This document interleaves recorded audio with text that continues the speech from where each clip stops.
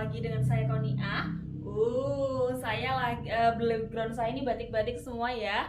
Pastinya, dan di tangan saya ini udah ada batik kesayangan. Batik ini saya suka banget karena warnanya soft banget, cantik. Sebelum bicarakan tentang batik yang saya bawa ini, saya mau kasih tahu kalau ke Lasem itu cari batiknya kemana. Kalau cari Lasem itu cari batiknya ya di showroom batik Tiga Negeri Lasem. Kenapa seperti itu? Karena di sini itu tempat berkumpulnya barang dari berbagai pembatik yang ada di Lasem. Jadi pembatik yang ada di desa, pembatik yang ada di pinggiran-pinggiran Lasem kayak daerah Pancor, Pamotan itu ada di sini. Jadi yang mungkin susah untuk dijangkau, yang belum tahu tempatnya di mana, batiknya ada di sini. Tapi sebagian juga ada yang kami produksi sendiri, ya. Sebelum ke situ, saya mau cerita tentang dulu asal muasalnya kenapa sih batik tulis Lasem itu kok berwarna cerah ceria, warnanya cerah-cerah, nggak yang gelap-gelap. Kalau Solo kan identik dengan gelap. Kalau Pekalongan ya, Pekalongan warnanya lebih banyak, lebih beragam, lebih cerah banget. Warnanya bisa soft-soft, yang cerah gitu. Kalau di Lasem batiknya emang warnanya lebih kuat, lebih pekat ya. Terus terkenal dengan klasiknya dan tiga negerinya pastinya yang paling tersohor. Jadi batik Tiga Negeri itu sebenarnya Solo ada, terus kalau Pekalongan ada, Cirebon ada Tiga Negeri, Lasem juga ada Tiga Negeri. Tetapi yang banyak digemari itu adalah batik Tiga Negerinya Lasem. Kenapa? Karena Tiga Negerinya Lasem itu masih yang benar-benar full tulis, pembuatannya juga masih yang tradisional banget, masih menggunakan prosesnya itu semuanya dikerjakan dengan cara manual, dengan cara tradisional, dengan cara masih tanpa bantuan mesin seperti itu. Terus ada beberapa prosesnya yang memang udah tidak dilakukan di pembatik lain, di kota lain. Contohnya ada proses ngeteli, terus ada proses nerusi, terus ada proses nganji. Itu dan beberapa proses lainnya yang udah tidak dilakukan di kota lain. Itu kelebihannya Lasem. Nerusi itu seperti apa sih? Nerusi itu proses ketika udah dibatik di kain ini, satu ini, dibatik lagi di bagian belakangnya. Jadi depan belakang itu sama. Ini kan bagian belakang, ini bagian depannya sama, nggak ada bedanya, tetap rapi semua ya. Itu kelebihannya Lasem. Terus dia bisa warna yang pekat. Kenapa sih? Itu mungkin kadar airnya ya. Dulu pun katanya merah, kalau nggak di Lasem itu beda. Jadi merahnya Lasem itu nggak bisa dibuat di Pekalongan. Ya merah, tapi beda dengan merahnya Lasem, merah darah ayam. Itu warna khasnya Lasem. Terus mengenai motif-motif batik tulis Lasem. Batik tulis Lasem itu motifnya beragam banget. Karena ada yang terpengaruh dari unsur budaya luar, seperti motif buketan, motif hokokai, terus ada motif hewan mitologi Cina, itu kan terpengaruh dari Cina. Terus ada motif-motif yang terpengaruh budaya Jogja. Contohnya ada kawung, ada parang, ada truntong, ada apa ya namanya? Satu lagi sidomukti. Itu terpengaruh dari Jogja. Karena yang pada dasarnya Lasem itu batiknya dulu ya seperti itu. Namun ketika ada Cina masuk, adalah warna merah. Terus ada motif-motif lainnya, motif bunga ada, karena ada Belanda juga seperti itu. Ada ketambahan bunga, ada ketambahan yang lainnya, karena memang Lasem itu beragam. Jadi ada yang hewan-hewan mitologi Cina juga masuk, karena Lasem itu penduduknya Jawa, Cina, sama Arab. Jadi seperti itu. Maka juga batik Lasem itu lebih rumit, lebih yang rapet, motifnya lebih beragam, lebih banyak. Karena lasem itu ada yang flora, seperti ada latohan, kalau favorit latohan ya. Terus sekar jagad, ada daun asem. Terus ada yang namanya irisan putren. Putren itu dari jagung muda. Terus banyak banget. Terus ada yang lain-lainnya, kalau saya sebutkan itu nanti nggak selesai. Terus dari segi bentuknya itu ada yang namanya pagi sore ya. Pagi sore itu seperti apa sih? Pagi sore itu seperti ini. Ini kan gringsing dan di sini sekar jagad. Pagi sore itu motifnya ada 2 motif yang berbeda atau mungkin dengan 2 warna yang berbeda. Seperti itu. Mungkin warna latarnya atau warna bunganya yang berbeda. Di sini yang berbeda adalah motifnya. Jadi ketara sekali ini pagi sorenya dengan motif buketan, yang ini sekar jagad dan ini buketannya latar gringsing. Dan tetap ada tumpalnya. Jadi batik lasem itu ada 4 bagian utama. Yang pasti kebanyakan yaitu ada. Jadi di sini batik lasem itu ada tumpalnya, yang namanya tumpal di bagian sisi lebar. Terus ada yang namanya pinggiran di bagian sisi panjang, ya. Terus ada yang namanya pola utama, dan di sini pola utamanya adalah buketan. Dan ada yang namanya isen-isen. Di sini ada sebagian isen-isennya gringsing. Dan di sini ada isen-isennya sekar jagad ya. Terus dari bahannya, kalau kain yang saya bawa ini, kain pagi sore cantik ini, itu bahannya primis. Oh ya, ini kainnya itu dengan warna hitam, light mocha, sama merah jambu. Jadi kan 3 total warnanya, tapi bukan 3 negeri loh ya. 3 negeri itu warna pakemnya merahnya lasem, birunya Pekalongan, dan soganya Solo ya. Itu pakem dan tidak diubah. Terus selain itu, kain yang digunakan di lasem itu ada kain katun sama kain sutra. Katunnya sendiri itu ada dua macam, kain katun prima sama primis. Kalau sutra itu memang ada tapi hanya beberapa. Tapi tambahan baru ini ada juga yang bentuk Paris. Di showroom kami menyediakan batik Paris. Ya, tulis Paris itu ada. Terus ini ya. Kain ini itu ukurannya lebarnya 110 dengan panjang 238. Lebih lebar banget. Ini pas banget kalau mau dibikin dress. Terus mau dibikin gamis juga bisa, tapi kalau gamis nanti masih perlu tambahan, mungkin di bagian lengan atau bagian atas atau kombinasi di bawah. Mungkin pakai kain tile atau pokoknya yang sekarang sih yang menambah kesan elegan ya. Cantik banget deh motifnya. Cakep ya, gringsingnya tuh yang rapi, yang halus gitu. Di sini tadi kan saya ngomong ya, ada aseman untuk floranya. Ini ada aseman. Terus ini ada melati. Bunga pusakanya Indonesia. Latohnya di mana nih? Ada latoh nggak sih? Ada latoh. Ada. Ternyata di sini latohnya. Ini latoh. Latoh itu sejenis rumput laut. Kalau daun aseman ini adalah dari daun asem. Kalau dipakai sayur asem lah, ini daunnya warna hijau. Namanya sinom, daun asem. Terus kain ini kok kainnya sebelah-sebelah, kalau bikin baju gimana? Jangan salah.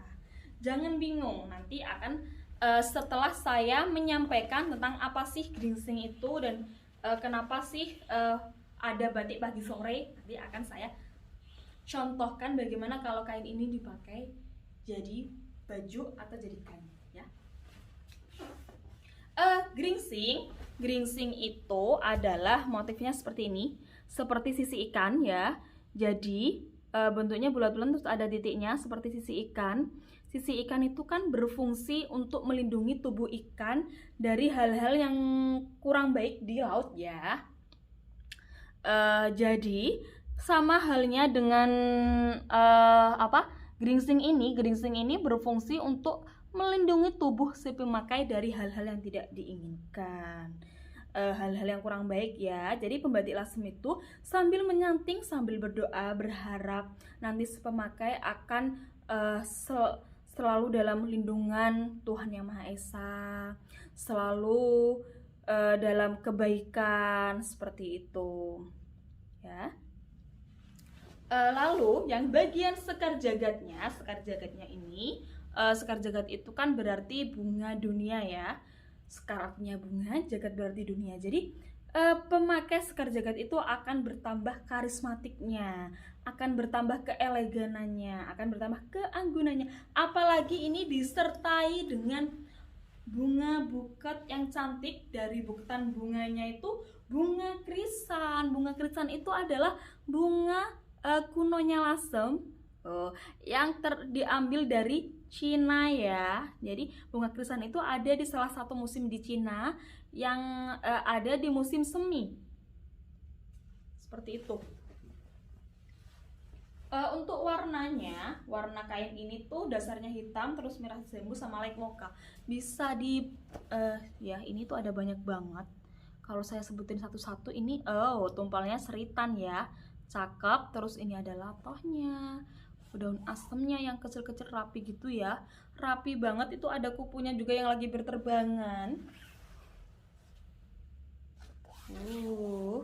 Cakep banget. Ini pagi sore. Ini kalau jadi saya akan, tadi kan saya udah menyampaikan bahwa saya akan mencontohkan bagaimana kalau ini jadi baju atau mungkin dipakai berkain, supaya yang di rumah yang nonton video ini tidak bingung gimana caranya bikin kain menggunakan pagi sore, gimana cara jadi baju hem, jadi dress ataupun tunik ya. Jangan nontonnya sampai akhir biar tahu ya.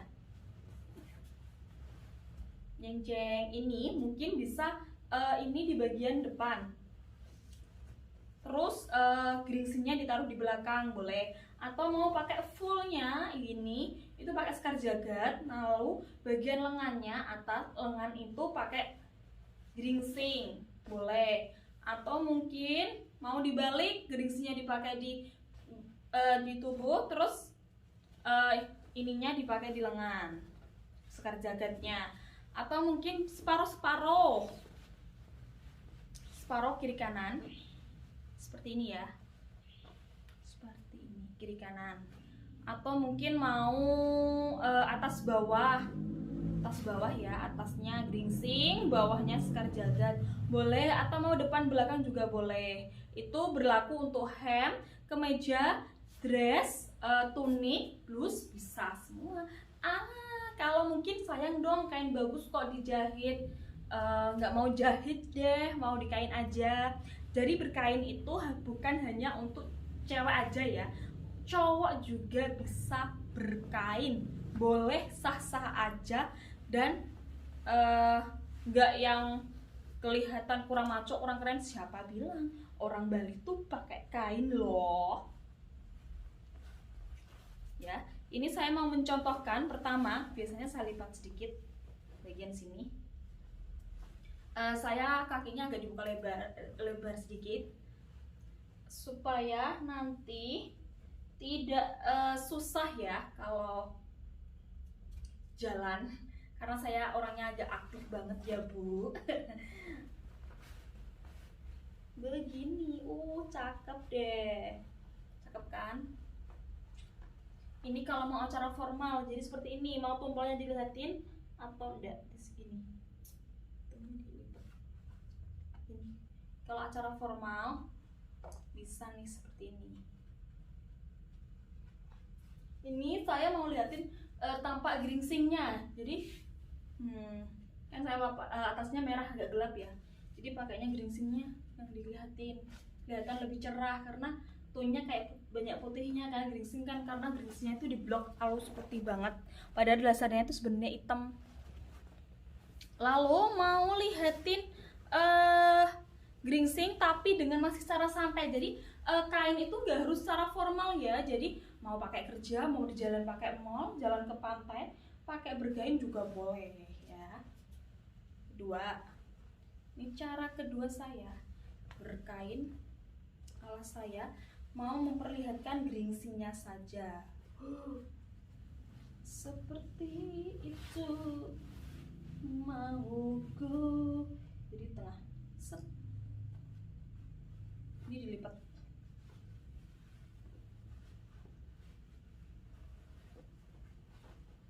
Seperti itu.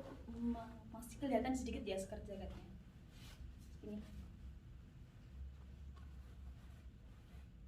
Ini kok gini sih, nggak rapi ya kelihatannya. Santai saja, bisa rapi ya. Tinggal diikat ke belakang,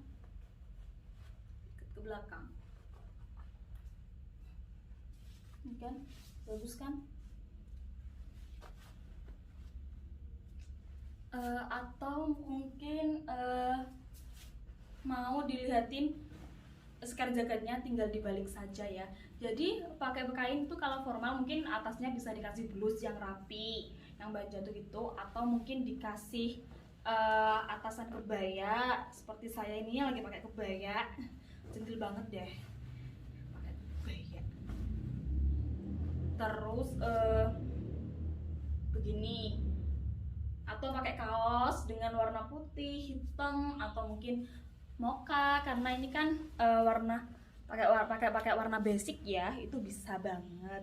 Atau mungkin nggak berkain tapi mau outer ya, biar lebih yang fashionable, atau mungkin lebih kekinian, anak muda banget, atau lebih pengen tetap pakai batik. Kalau outer itu aja kan udah B aja. Ngomong B aja-nya biasa aja kali ya. Begini, dipakai begini. Saya tuh suka banget. Atau mungkin kelihatan ini diginiin. Ribet ya jadi wanita itu memang. Ini warnanya cantik loh, warnanya soft banget. Begini. Tinggal kasih bed ya. Kalau ada bed, di sini saya nggak ada bed. Ya, satunya geringsing, satunya sekar jagat. Oh, bisa lebih keren kan? Saya mau pose dulu biar yang nonton juga jadi kepengen beli batik tulis lasem pagi sore. Bagus kan? Tinggal lokasi pakai kaos ataupun kemeja polos, batik lasem, pakai celana, jalan deh ke mall, ke pantai, ke kantor, ketemu temen-temen, klien, kondangan juga bisa kali ya. Oke. Cakep ya, udah lihat ya detailnya seperti apa depan belakangnya. Bunganya juga cakep, lengkrengnya dilengkreng dengan halus. Terus geringsingnya juga rapi, putihnya itu bisa bersih. Ini juga daun asemnya bisa kecil-kecil, seperti daun asem beneran yang ditempel. Seperti itu ya. Saya rasa cukup cerita saya tentang kain pagi sore. Mungkin di lain kesempatan saya akan menceritakan tentang beberapa kain batik tulis lasem. Atau mungkin kalau mau lebih banyak tahu tentang batik tulis lasem, bisa mengikuti live sale batik 3 Negeri Lasem di Instagram @batik3negerilasem ya. Bersama saya dan Mas Anwar tentunya di hari Jumat dan Sabtu di jam 17.00. Terima kasih sudah menemani. Jangan lupa tonton sampai akhir. Saya Konia undur diri. Sampai jumpa.